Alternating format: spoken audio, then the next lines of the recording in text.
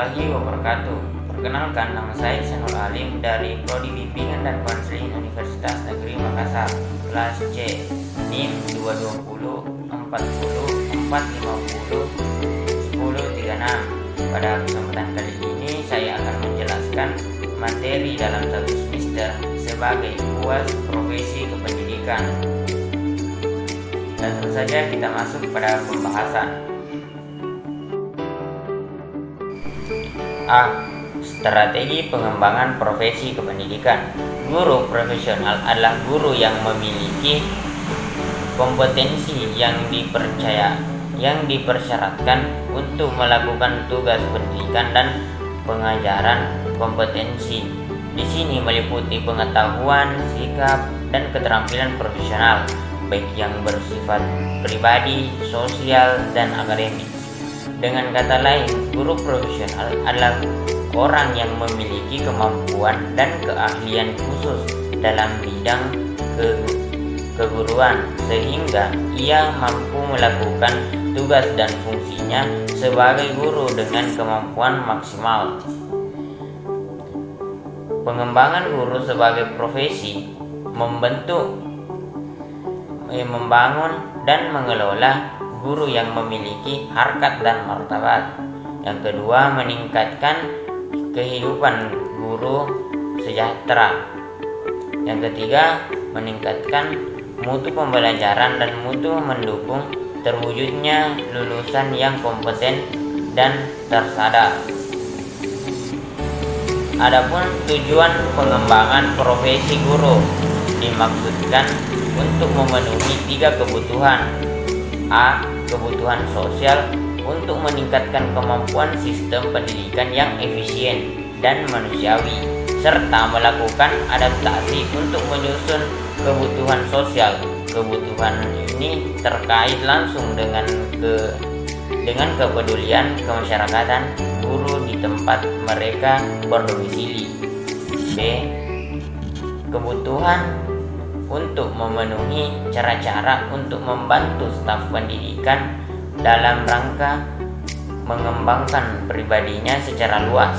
Dengan demikian, guru dapat mengembangkan potensi sosial dan potensi akademik generasi muda dalam interaksinya dengan alam lingkungannya.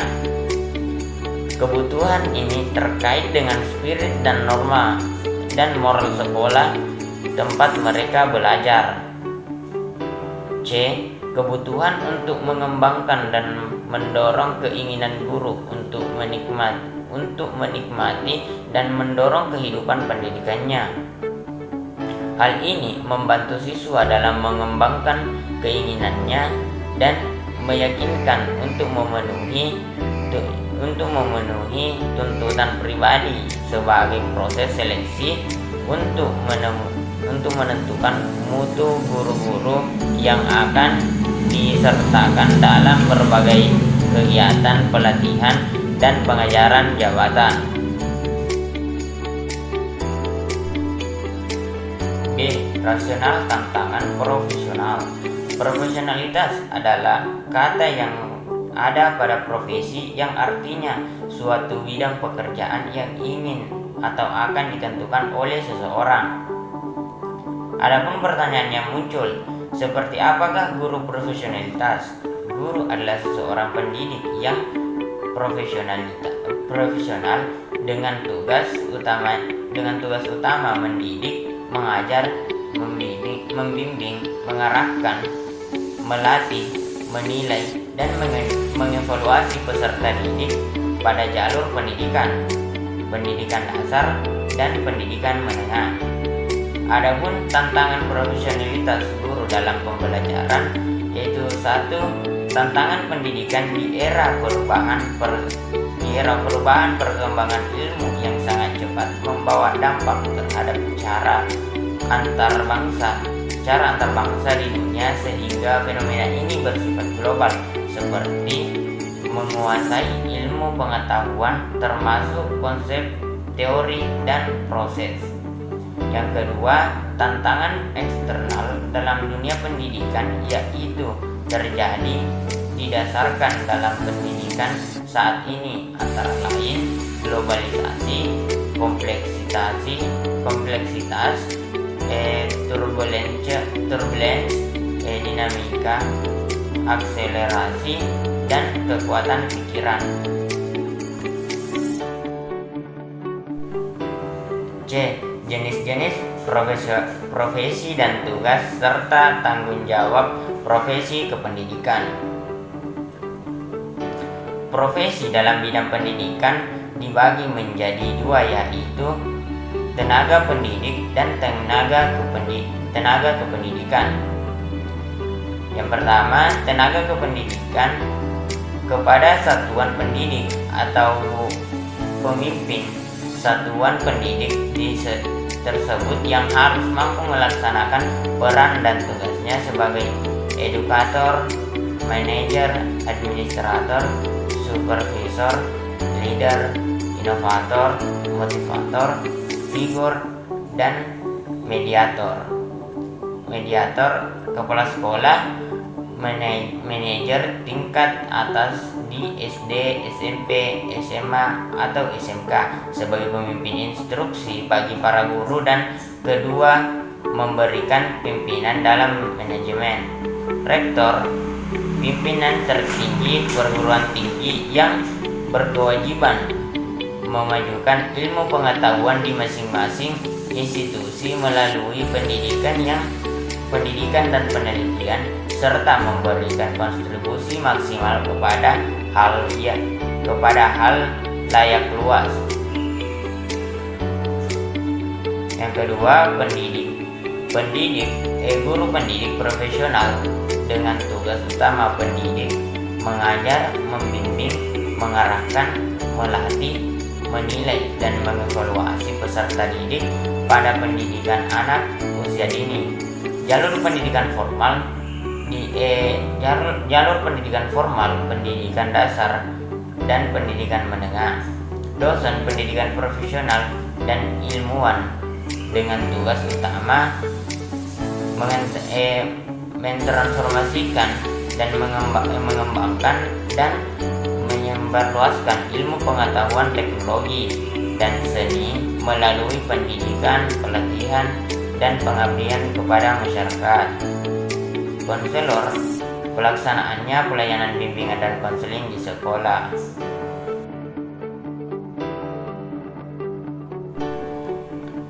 D. Kode etik profesi kependidikan. Kode etik keprofesian pada hakikatnya merupakan suatu sistem peraturan atau perangkat prinsip-prinsip keprofesian yang telah diterima oleh kelompok orang-orang yang tergabung dalam himpunan organisasi keprofesian tertentu. Maka kode etik keprofesian itu memiliki kedudukan, peran, dan fungsi yang sangat penting dan strategi dalam menopang keberadaan dan kehidupan suatu profesi di masyarakat. Satu, tujuan kode etik agar profesional memberikan jasa sebaik-baiknya kepada pemakai atau nasabah. Adanya kode etik akan melindungi perbuatan yang tidak profesional dalam kaitannya dengan profesi, bahwa kode etik merupakan tata cara atau aturan yang menjadi standar kegiatan anggota suatu profesi, meningkatkan penguasaan pedagogis menuju pencapaian guru profesional yang berwawasan lingkungan hidup, menghasilkan guru yang mampu mengembangkan diri secara berkelanjutan melalui peningkatan kualitas penelitian, penelusuran, informasi baru, dan inovasi. 2. Fungsi untuk menjaga kestabilitas dan nama baik guru dalam menyandang suatu pendidik. Dengan demikian, adanya kode etik tersebut diharapkan para guru tidak melakukan pelanggaran terhadap kewajibannya.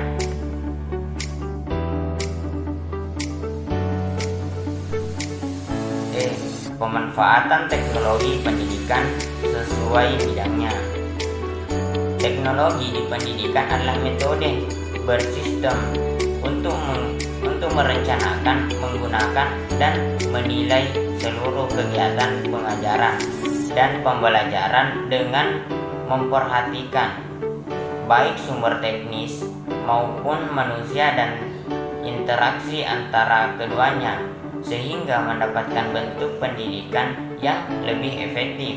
Secara garis besar, pemanfaatan teknologi informasi dalam proses pendidikan ada beberapa, yaitu sebagai berikut. Yang pertama, manajemen. Manajemen sistem informasi adalah suatu sistem informasi organisasi untuk mendukung proses manajemen. Yang kedua, e-learning. Sebuah teknologi informasi diterapkan dalam bidang pendidikan dalam bentuk virtual. Dengan e-learning, pembelajaran tidak lagi dibatasi oleh ruang dan waktu belajar, bisa dilakukan kapan saja dan di mana saja. Yang ketiga, media pembelajaran. Pemanfaatan teknologi informasi sebagai sarana pembelajaran dapat melalui penggunaan internet dan penggunaan komputer dalam e-learning sebagai media interaktif. Secara umum, penggunaan teknologi informasi sebagai sarana belajar dapat dibagi menjadi 3 kategori, yaitu 1. Pemanfaatan kelompok pertama, menggunakan komputer sebagai media sebagai siaran buku teks, bisa disebut juga komputer asisten instruksional atau biasa disingkat dengan CAI, atau komputer based training atau biasa yang disingkat dengan CBT. 2. Pemanfaatan kelompok.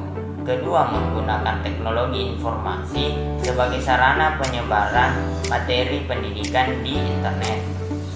Materi pembelajaran hal ini dapat disajikan sebagai halaman web atau sebagai program pembelajaran interaktif melalui dengan CAI atau CBI. 3. Pemanfaatan kelompok. Pemanfaatan kelompok ketiga, menggunakan teknologi informasi sebagai sarana komunikasi dengan para ahli, staf, narasumber, atau peserta didik lainnya, telekonferensi. Yang keempat, pendidikan life skill, teknologi informasi kecerdasan hidup yang dapat dikembangkan baik spesifik life skill maupun general life skill. F. Landasan prinsip, teori, dan isu terkini profesi kependidikan. 1. Landasan terdapat 2 pendapat. Yang pertama, Pancasila Pasal 2 Undang-Undang Nomor 2 Tahun 1989 mengatakan bahwa pendidikan nasional berdasarkan Pancasila dan Undang-Undang Dasar 1945. Yang kedua, Undang-Undang Dasar Republik Indonesia Nomor 2 Tahun 1985 tentang Sistem Pendidikan Nasional. Yang kedua, prinsip. Yang pertama, menurut Undang-Undang Pasal 7 Nomor 14 Tahun 2005 tentang guru dan dosen, prinsip profesi guru adalah yang pertama, memiliki bakat, minat, panggilan jiwa, dan idealisme,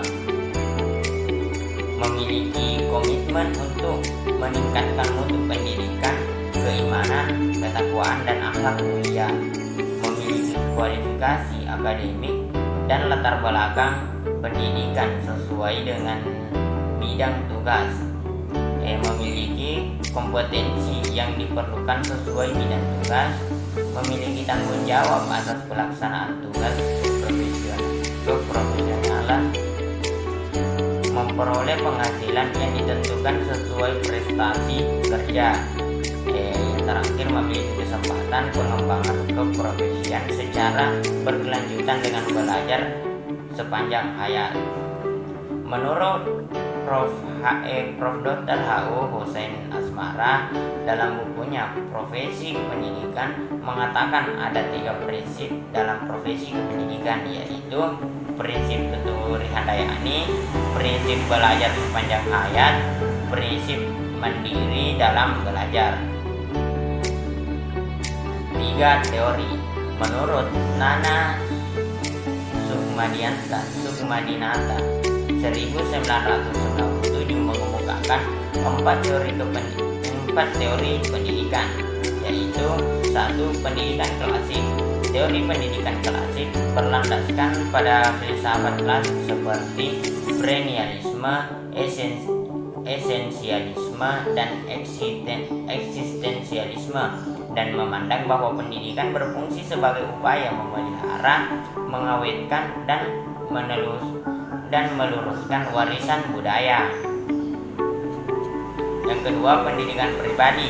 Teori pendidikan ini bertolak dari asumsi bahwa sejak dilahirkan anak telah memiliki potensi tertentu. Yang ketiga, pendidikan teknologi. Teknologi pendidikan yaitu suatu konsep pendidikan yang mempunyai persamaan dengan pendidikan klasik tentang peranan pendidikan dalam menyampaikan informasi. Yang keempat, pendidikan interaksional pendidikan yaitu suatu konsep pendidikan yang bertitik tolak dari pemikiran manusia sebagai makhluk sosial yang senantiasa berinteraksi dan bekerja sama dengan manusia lainnya. Yang keempat, isu-isu. Pasca diberlakukannya sertifikasi keserajabatan guru mengalami peningkatan profesi guru, mulai naik kelas dan mulai dilirik. Banyak anak muda memiliki kuliah di lembaga pendidikan tenaga kependidikan LPTK. Kejadian kebanjiran mahasiswa calon guru. Peningkatan kesejahteraan biasanya diikuti dengan perubahan gaya hidup. Kini perubahan telah meningkatkan kesejahteraan guru, dan guru pun diharapkan dapat memberikan layanan terbaik kepada para siswanya. Namun kurangnya komunikasi yang kurang terjalin dengan baik antara orang tua dan guru pun menimbulkan potensi kesalahan pemahaman antara keduanya. G. Manajemen sekolah. Menurut James Jr., manajemen sekolah adalah proses penyandangan sumber-sumber manusiawi sebagai penyelenggara sekolah secara efektif. Sedangkan dalam konteks pendidikan ada juga manajemen pendidikan. Menurut ahli Imron, manajemen pendidikan adalah proses penataan kelembagaan pendidikan dengan melibatkan sumber potensi baik yang bersifat manusia maupun yang bersifat non-manusia guna mencapai tujuan kependidikan secara efektif dan efisien. Tujuan utama penerapan manajemen sekolah pada intinya adalah untuk penyeimbangan struktur kewenangan antara sekolah, pemerintah daerah, pelaksanaan proses dan pusat, sehingga manajemen menjadi lebih efisien. Kewenangan terhadap pembelajaran diserahkan kepada unit yang lebih dekat dengan pelaksanaan proses pembelajaran sendiri, yaitu sekolah. Dalam pelaksanaan manajemen diperlukan adanya teknik manajemen yang kepemimpinan pendidikan di sekolah, yaitu 1. Teknik manajemen konvensional. Teknik manajemen konvensional banyak menekankan pada aspek mekaniasi dan dapat dengan hubungan kemanusiaan. Yang kedua, manajemen teknik ini dilaksanakan dengan diwarnai oleh pengakuan akan kewibawaannya seseorang mengelola organisasi. Yang ketiga, manajemen by reward teknik ini muncul dengan dorongan kerja dan motivasi ekstrinsik. Orang dianggap mau bekerja apabila diberi hadiah atau pujian. Yang keempat, teknik manajemen modern pada zaman sekarang filsafat dasar demokrasi sudah berkembang dan kemudian muncul upaya baru dalam manajemen proses pendidikan. Yang kelima, manajemen by delegation. Teknik ini dilaksanakan dengan memberikan kepercayaan dan pengakuan atas prestasi dan kemampuan anggota. Yang keenam, manajemen by sistem. Teknik dilaksanakan dengan memelihara komponen-komponen yang ada dalam organisasi kependidikan sebagai kesatuan yang utuh, misalnya sekolah.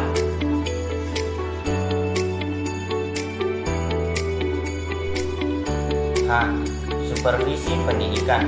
Supervisi pada dasarnya adalah upaya untuk meningkatkan mutu pendidikan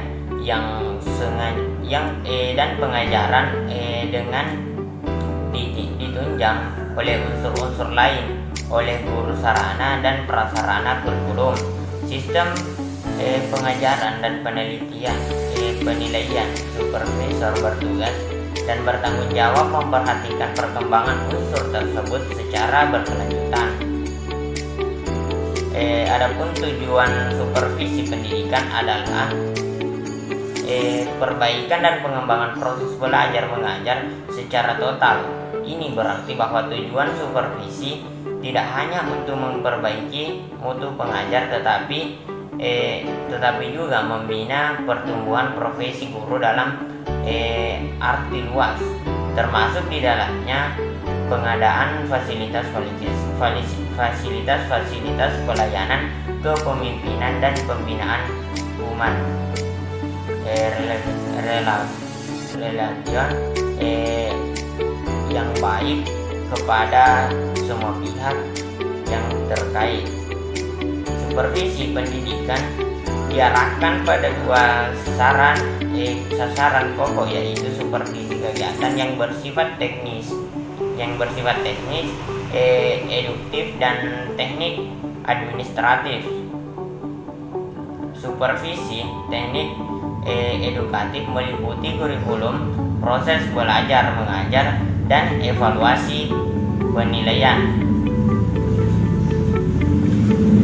Sedangkan supervisi teknik administratif meliputi administrasi profesional, administrasi milenial, administrasi keuangan, administrasi laboratorium, perpustakaan sekolah, dan lain-lain. Fungsi kepemimpinan melekat pada seseorang supervisor oleh karena dia adalah pemimpin. Begitu pula pengawas yang tugas pokoknya melakukan pengawasan, sedangkan fungsi pelaksanaan terdapat pada supervisor karena dia adalah para pelaksana di lapangan yang dalam istilah bukunya adalah penjabat fungsional. Sama halnya dengan guru dan kepala sekolah. Dalam dunia pendidikan dan pengajaran terdapat 3 unsur pokok yang saling berkaitan dengan yang satu dengan yang lainnya. Unsur-unsur yang dimaksud adalah unsur profesional, material, dan operasional. Sekitar 2000-an membagi model. Sehartain 2000-an membagi model supervisi menjadi 4 bentuk. Yang pertama, model konvensional, tradisional, model ilmiah, model klinis, yang terakhir model artistik. Pendekatan yang digunakan dalam menerapkan supervisi modern dilaksanakan pada prinsip-prinsip psikologi. 1. Pendekatan atau teknik pemberian supervisi sangat bergantung kepada prototipe guru. Ada satu paradigma yang dikemukakan Zygmunt untuk memiliki guru, untuk memilih guru. Dalam 4 prototipe guru, ia mengemukakan setiap guru memiliki 2 kemampuan dasar, yaitu cara berpikir abstrak dan komitmen serta kepedulian. Berdasarkan paradigma itu, maka dapat diterapkan berbagai pendekatan teknik dan perilaku supervisi berdasarkan data yang sebesarnya yang perlu layanan supervisi, yaitu pendekatan langsung, pendekatan kolaboratif, dan pendekatan tidak langsung.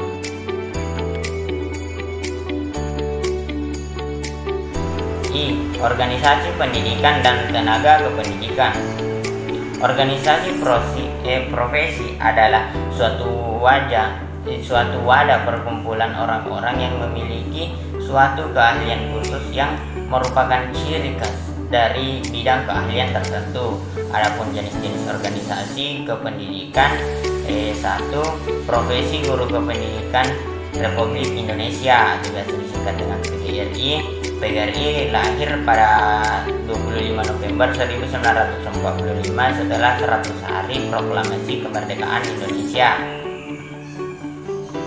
2. Ikatan Sarjana Pendidikan Indonesia, atau biasa disingkat dengan ISPI. Lahir pada pertengahan tahun 1960-an. Pada awalnya organisasi profesi kependidikan ini bersifat regional karena berbagai hal menyangkut komunikasi antara anggotanya. Yang 3. Ikatan Petugas Bimbingan Indonesia atau IPBI. Didirikan di Malang pada tanggal 17 Desember 1975. Organisasi profesi kependidikan yang bersifat keilmuan dan profesional ini bersifat memberikan sumbangan dan ikut serta secara lebih nyata dan positif dalam menunaikan kewajiban dan tanggung jawab sebagai guru pembimbing. Yang 4. Ikatan Guru Indonesia atau biasa disingkat dengan IGI merupakan organisasi profesi guru yang disahkan oleh pemerintah melalui SK Depkumham nomor AHU 125 AH 0106 tahun 2009, tanggal 26 November 2009 melalui wadah IGI. Diharapkan para guru dapat mengubah dirinya sendiri tanpa harus bergantung pada pihak lain, sekaligus bersiap menjadi lokomotif penggerak berubah bagi bangsa. Yang 5. Federasi Guru Independen Indonesia atau FGGI yang deklarasinya oleh berbagai guru dan juga organisasi guru yang berasal dari seluruh Indonesia tanggal 17 Januari 2002. Organisasi ini diharapkan menjadi sarana untuk mencerdaskan kehidupan bangsa dan membebaskan guru serta anak didik dari pembodohan serta struktural. Yang 6. Federasi Serikat Guru Indonesia atau FSGI. Guru-guru Indonesia merindukan terwujudnya pendidikan berkualitas dan berkeadilan, menyatu diri dalam organisasi guru baru yang dinamakan Serikat Guru Indonesia atau FSGI. Wadah yang terbuka untuk semua guru Indonesia itu diharapkan mampu memperjuangkan posisi tawar organisasi guru di negeri ini dengan diperhitungkan pemerintah dalam mengambil keputusan pendidik dan di tanah air. Yang ketujuh, pendidikan guru madrasah Republik Indonesia atau PGMRI. Dalam dunia pendidikan, guru madrasah memiliki banyak yang belum bedanya dalam banyak berperan, sehingga belum bisa dibanggakan. Masih banyak guru madrasah yang saling percaya diri, kurang profesional, dan kurang bangga untuk mengatakan dirinya sebagai guru madrasah. Yang ke-8, musyawarah guru mata pelajaran atau MGMP. MGMP merupakan suatu wadah asosiasi atau perkumpulan bagi guru mata pelajaran yang berada di suatu sanggar atau kabupaten kota yang berfungsi sebagai sarana untuk saling berkomunikasi. Bimbingan dan konseling. Bimbingan dan konseling adalah proses bantuan yang diberikan oleh pembimbing atau biasa yang disebut dengan konselor kepada individu atau konseli melalui pertemuan tatap muka, hubungan timbal balik antar keduanya, supaya konseli mempunyai kemampuan atau kecakapan melihat misalnya, serta mempunyai kemampuan memecahkan masalah sendiri. Tujuan bimbingan dan konseling terhadap klien adalah satu, memperoleh pemahaman lebih baik terhadap dirinya. Yang kedua, mengharapkan dirinya sesuai dengan potensi yang dimiliki ke arah tingkat perkembangan yang optimal. Yang ketiga, mampu memecahkan sendiri masalah yang dihadapinya. Yang keempat, dapat menyelesaikan secara diri, efektif dan baik terhadap dirinya sendiri maupun lingkungannya. Yang kelima, mencapai taraf aktualisasi diri sendiri dengan potensi yang dimilikinya.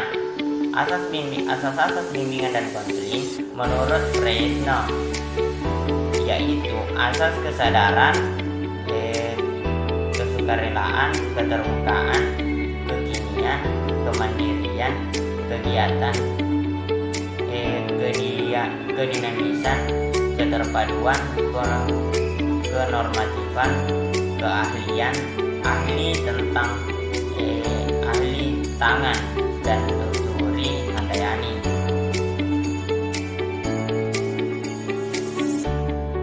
Layanan khusus profesi kependidikan.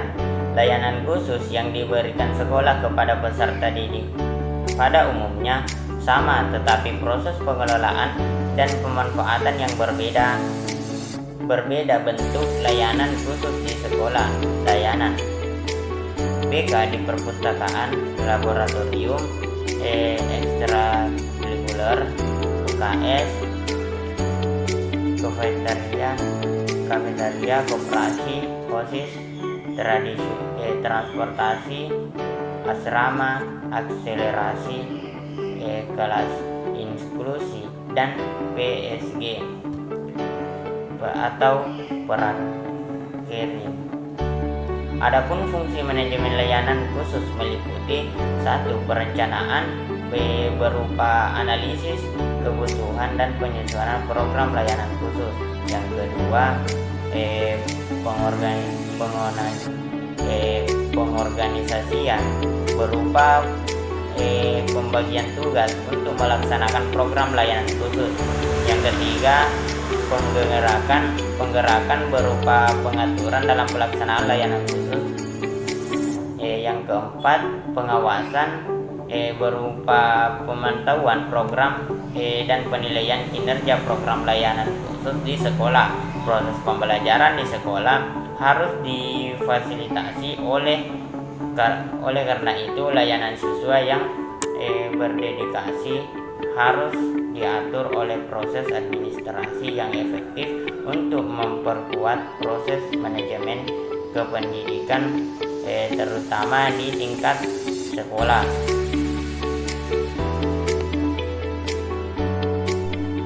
Pendidikan nonformal.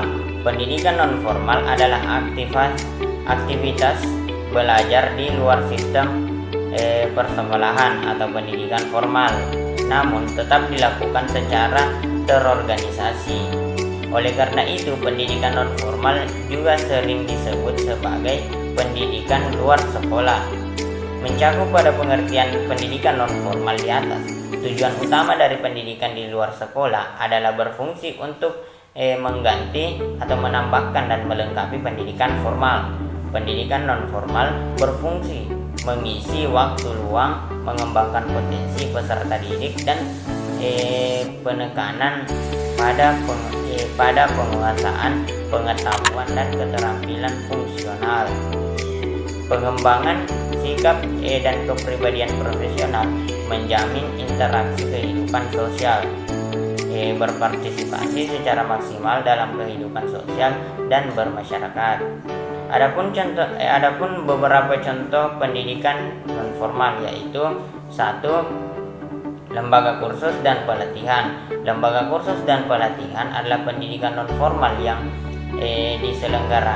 diselenggarakan oleh sekelompok masyarakat untuk memberikan pengetahuan, keterampilan dan sikap mental tertentu kepada peserta didik. Kedua, kelompok belajar. Kelompok belajar adalah pendidikan nonformal yang terdiri dari sekelompok masyarakat yang saling berbagi pengalaman dan kemampuan satu sama lain, yang bertujuan untuk meningkatkan mutu dan taraf hidup setiap anggota kelompok belajar. Yang ketiga, pusat kegiatan pembelajaran masyarakat.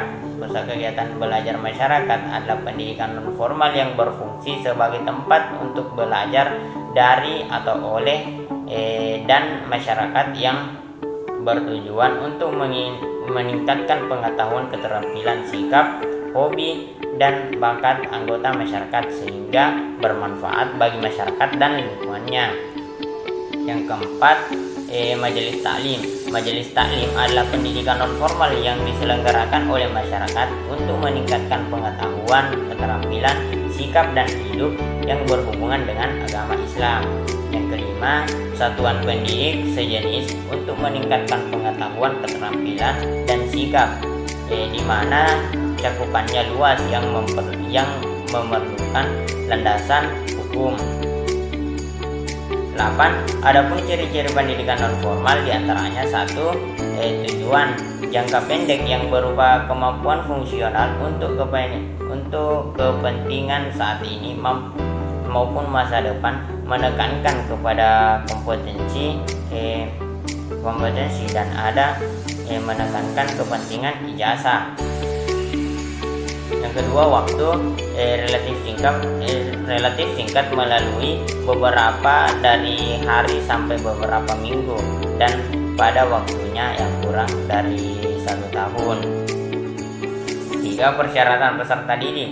Persyaratan untuk mengikuti program pendidikan adalah kebutuhan, minat dan kesempatan. Yang keempat, isi program atau kurikulum.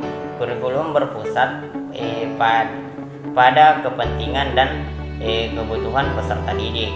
Yang kelima, program pembelajaran. Struktur program pembelajaran bersifat luas. Yang keenam, proses belajar.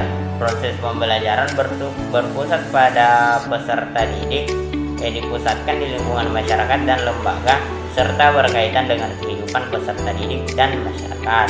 Yang ketujuh, hasil belajar diterapkan langsung dengan kehidupan dan lingkungan pekerjaan atau di masyarakat. Yang kedelapan, pengawasan yang dilakukan oleh pelaksana program dari peserta didik dan bimbingan program dilakukan secara demokratif. Itulah tadi penjelasan saya yang mencakup materi dalam satu semester. Sekian dari saya, apabila ada kesalahan mohon dimaafkan. Assalamualaikum warahmatullahi wabarakatuh.